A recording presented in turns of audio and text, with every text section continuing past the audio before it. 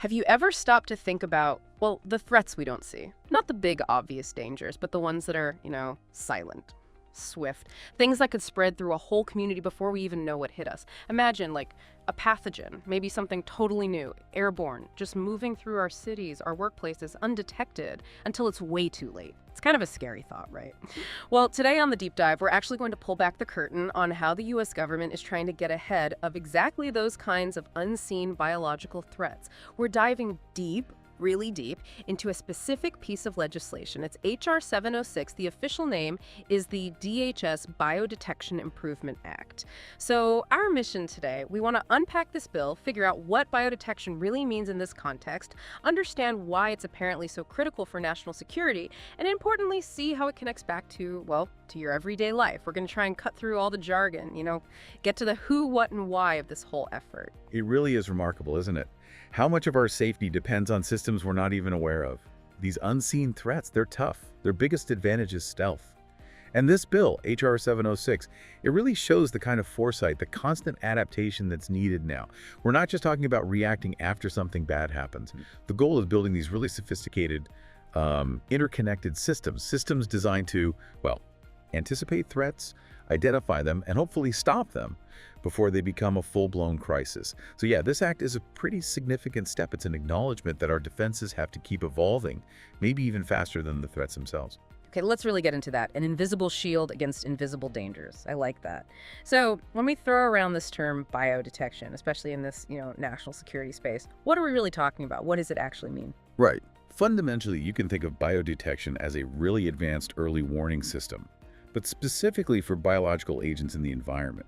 It's like, imagine a network of smoke detectors, but instead of smoke, they're constantly sniffing the air or maybe testing water for tiny, invisible biological particles. We're talking specific bacteria, viruses, toxins. The goal is to spot them, often down to their unique genetic fingerprint, way before they can cause widespread harm. So it's not just a general alarm saying something's wrong. It's specific, like we've detected this specific dangerous thing. Exactly. That specificity is key. It needs to identify what it is. And what kinds of threats are these systems aiming for? Is it purely about, bioterrorism?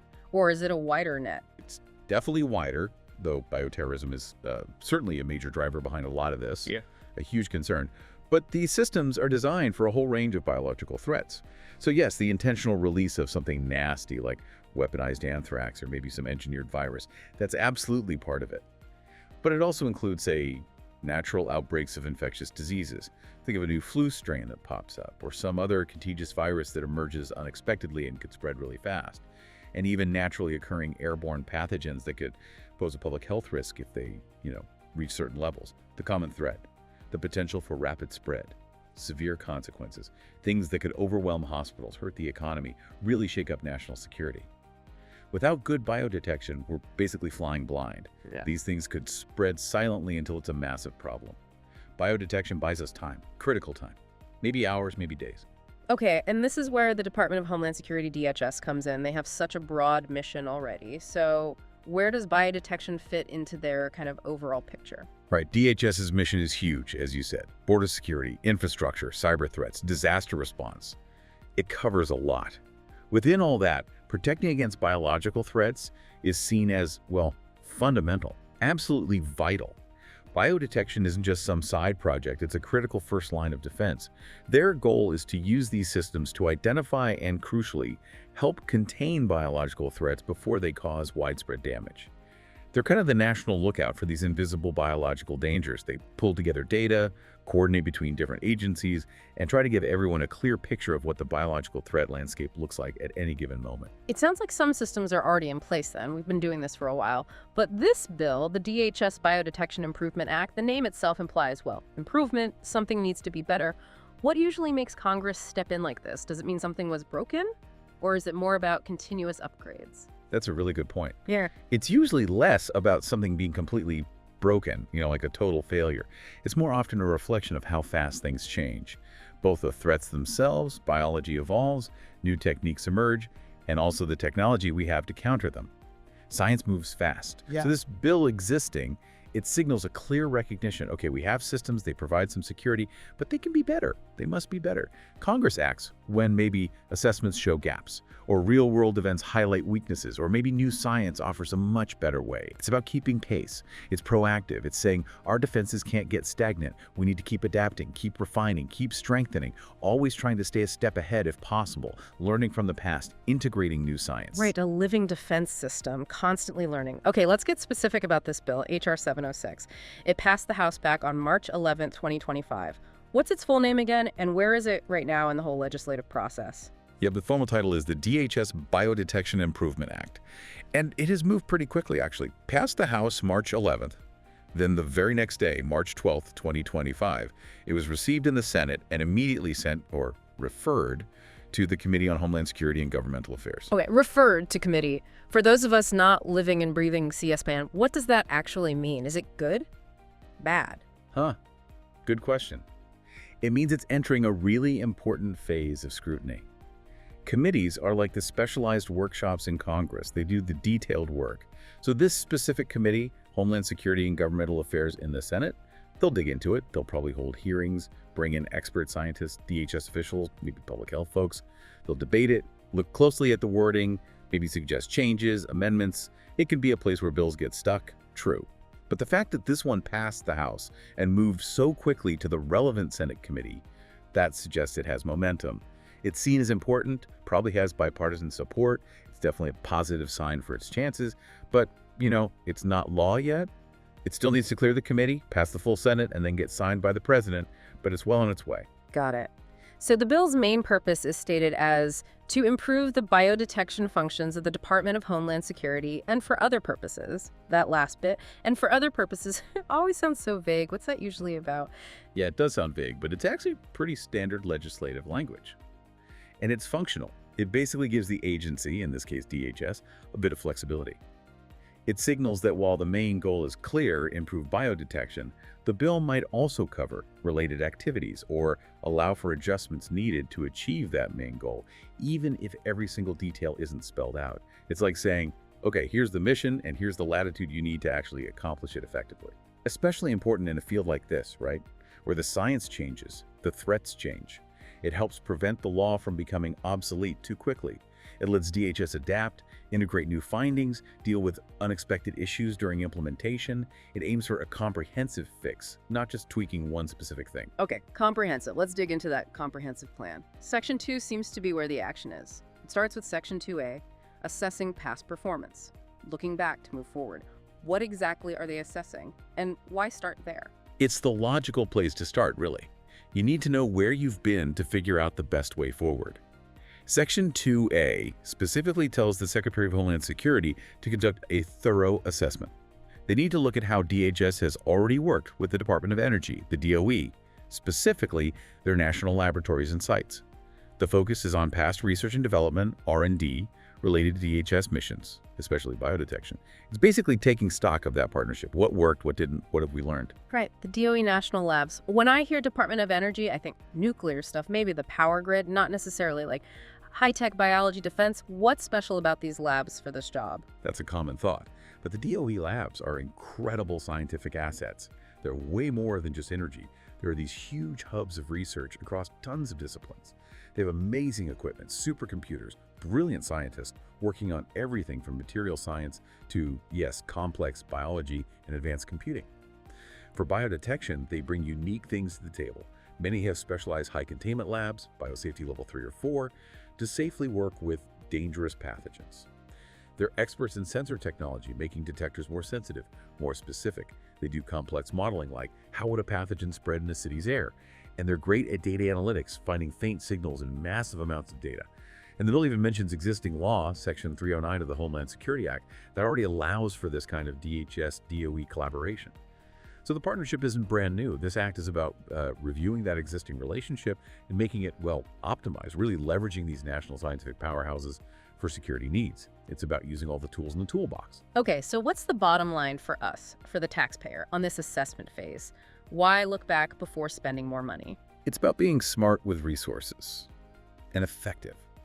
This assessment, it's not just paperwork. It ensures that future spending on biodetection R&D is based on actual evidence. What kinds of collaborations have paid off? Where did we run into problems? It means future investments are targeted. They leverage these fantastic national lab resources which taxpayers already fund in the best possible way.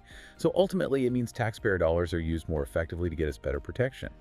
It's setting the stage for a strategy based on data, not just guesswork, smart defense spending. Makes sense. Which leads right into Section 2B, crafting the future strategy, charting the course. And the bill gives them a tight deadline, not later than 180 days after enactment. That's like 6 months. Seems fast for developing a whole strategy. It absolutely signals urgency. Congress wants this moving quickly.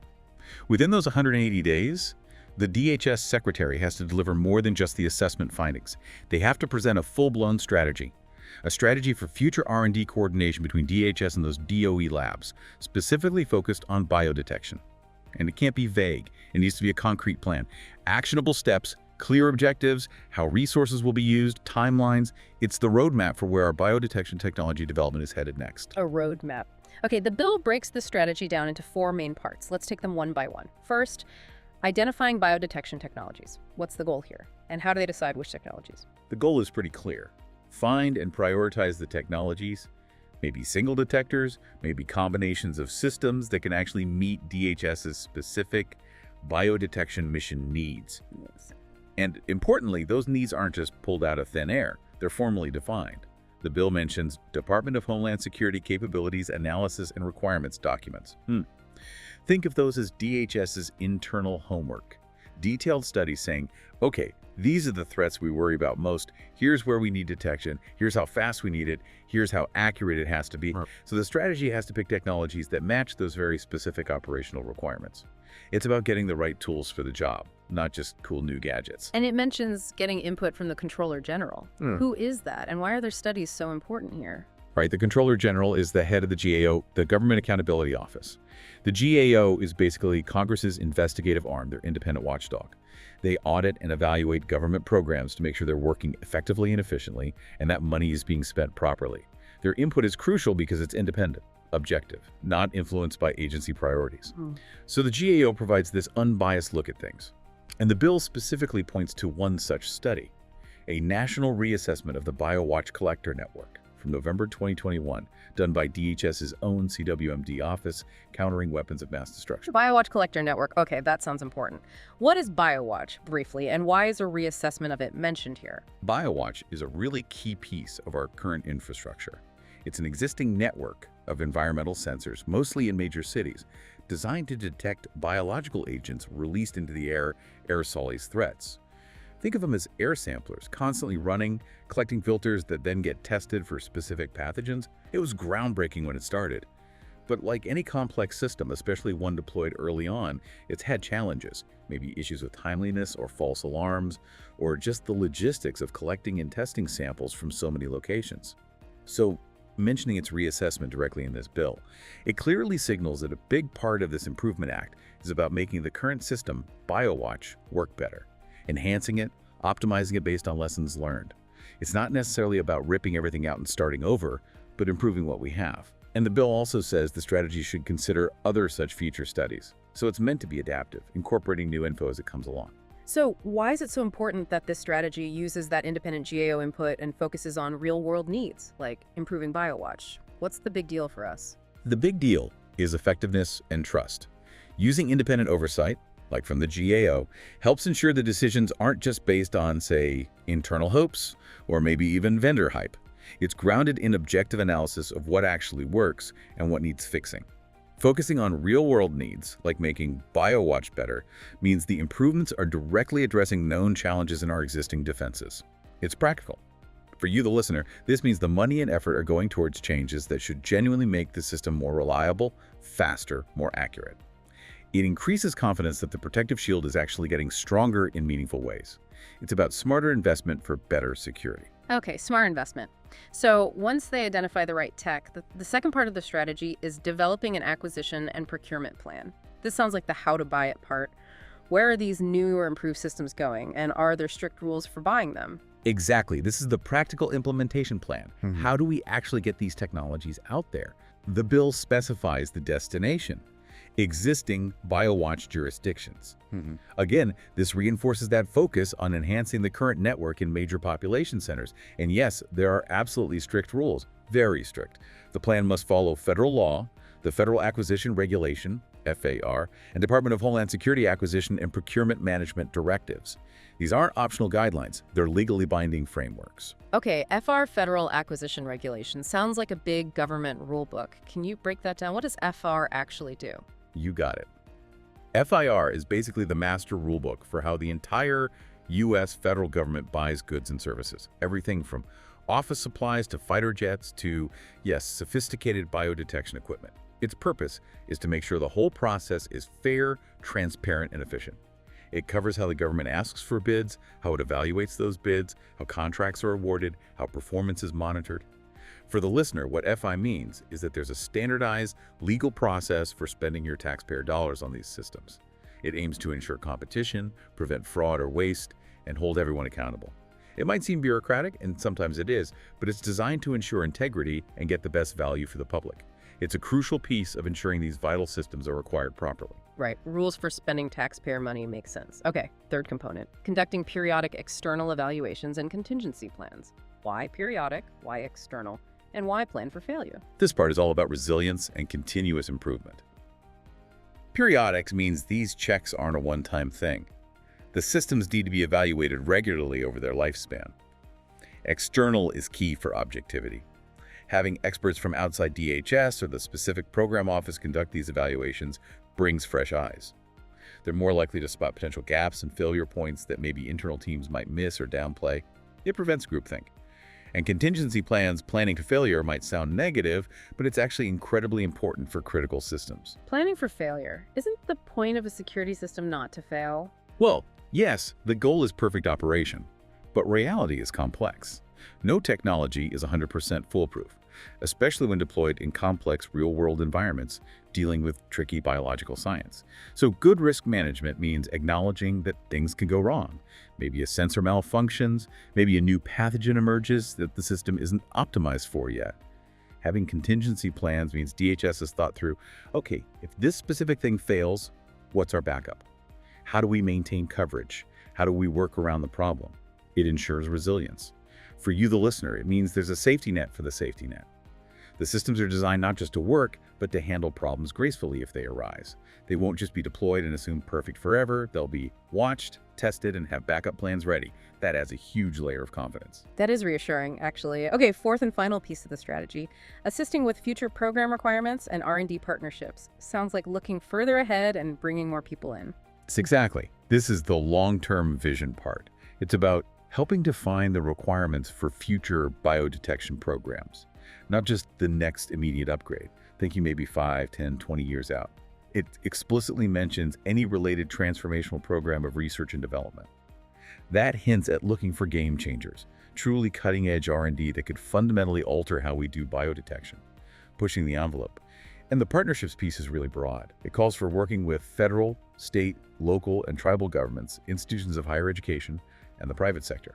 Basically everyone who might have something valuable to contribute. That's a lot of different players, government at all levels, academia, industry. Why is it so important to involve such a diverse group? What does each bring to the table? Because a problem this complex needs all hands on deck. Seriously, no single group has all the answers or capabilities. Universities, for instance, bring deep scientific expertise, basic research, new ideas, maybe train the future workforce in these areas. The private sector, they often excel at innovation, product development, manufacturing, deploying technology quickly and at scale. And involving state, local, and tribal governments is critical because they're on the ground. They understand the local environment, the specific risks, the populations. They need to be integrated into the system for it to work effectively in their communities. It's about synergy. Combining the research power of labs and universities, the innovation of industry, and the operational knowledge of different levels of government, for you, the listener, it means this isn't just some isolated federal project. It's a national effort, leveraging expertise from all corners to build the strongest possible defense. A true team approach. A team approach. Love that. Okay, finally, Section 2C mandates reporting to Congress. Accountability time. What's the deadline for this report, and what information does Congress need, especially about challenges? All right, got to report back. The deadline is not later than 1 year after the date of the enactment of this act. So, within a year of the bill becoming law, the Secretary of Homeland Security has to give an update to the key House and Senate committees, the Homeland Security committees. The report needs to cover how the assessment went, what the strategy looks like, and how implementation is progressing. And crucially, it must include any challenges to implementing such strategy. That requirement to report challenges seems really significant. Why is highlighting the problem so important? It's incredibly important for transparency and effectiveness. It means Congress gets the real story, warts and all, not just a rosy PR version. If DHS is hitting roadblocks, maybe a technology isn't panning out, maybe funding is tight, maybe interagency cooperation is tricky, Congress needs to know. Knowing the challenges allows Congress to potentially step in. Maybe they need to adjust the law, provide more funding, or help overcome bureaucratic hurdles. It creates accountability. It also fosters that continuous improvement loop we talked about. It ensures the law isn't just passed and forgotten, but actively monitored and adjusted based on real-world experience. It keeps the whole effort honest and focused on actually achieving the goal. Okay, so we've gone deep into the bill, the assessment, the strategy, the partnerships, the oversight. Let's bring it all back. What does this complex piece of legislation, H.R. 706, really mean for the average person listening right now? How does it touch our lives? Stepping back, it means that the invisible shield protecting your community from biological threats is being actively strengthened and upgraded. That's the bottom line. The air and public transit, the environment in major cities, potentially other areas down the line, it's all being monitored more effectively with better technology, aiming for earlier detection of dangerous pathogens. It's a very real shift towards being proactive, trying to catch things before they become a widespread public health crisis, rather than just reacting afterwards. It's about buying time, enabling faster, more targeted responses, maybe quicker distribution of medicine, or more focused public health guidance. It's designed to prevent the invisible threat from having a devastatingly visible impact. And the way the bill is structured, with the assessments, the external checks, the contingency plans, it sounds like it's designed to actually work and adapt over time. Exactly. That's a key takeaway. The bill isn't just saying buy new stuff. It's setting up a whole system. A system for learning from the past, the assessment. A system for independent checks, external evaluations. A system for dealing with problems, contingency plans. A system for bringing in the best ideas. Partnerships. It acknowledges that threats evolve, science evolves, so our defenses have to be dynamic. This legislation tries to build that dynamism, that adaptability, right into the process. It's about staying ahead, or at least keeping pace. So the aha moment for you listening might be this. This isn't just abstract Washington talk. H.R. 706 represents a real, concrete, and pretty sophisticated effort to upgrade our defenses against unseen dangers. Dangers that could seriously impact our health, our economy, our lives. It's about making our communities fundamentally safer places, using science, strategy, and collaboration. Precisely. It's the quiet, essential work happening in the background to provide a foundational layer of security for everyone. Okay, so we've seen that improving biodetection is, wow, it's complex. It needs top science, careful oversight, and teamwork across government, labs, universities, industry, everyone. This deep dive into H.R. 706 really shows a serious government commitment to strengthening this unseen shield. But it definitely leaves you thinking, doesn't it? If this is the kind of coordinated, forward-looking approach needed for biological threats, what other unseen threats might require something similar? Cyber threats, AI risks, misinformation. And maybe the bigger question, how prepared are we really to tackle those other complex, evolving, maybe invisible challenges with this same level of foresight and collaboration? Something to chew on. That is the critical question, isn't it? The nature of threats is always changing, whether it's biology, technology, or something else entirely. That need for constant innovation, for perpetual vigilance and dynamic defense strategies, it never goes away. It's not a destination you reach, but a continuous journey of adaptation and preparedness.